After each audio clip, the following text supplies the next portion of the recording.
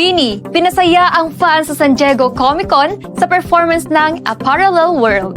Nagbigay ng espesyal na pagtanghal ang Nations Girl Group na BINI sa panel ng animated film na Forgotten Island sa San Diego Comic-Con sa California, USA. Inawit ng grupo ang kanilang bagong kanta, A Parallel World, na bahagi ng official soundtrack ng pelikula. Nagpapasalamat din ang BINI sa kanilang fans sa social media sa pagsama sa kanila sa espesyal na pagkakataong ito.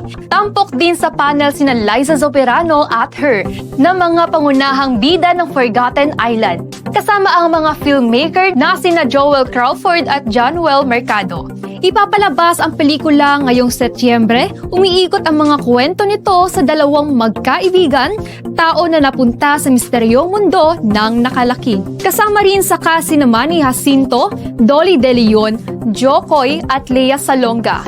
Ang pagdalo din ng BINI sa Comic-Con ay nagsisilbing paghahanda bago simulan ang kanilang Signal World Tour na magsisimula sa August 1 sa Honolulu, Hawaii.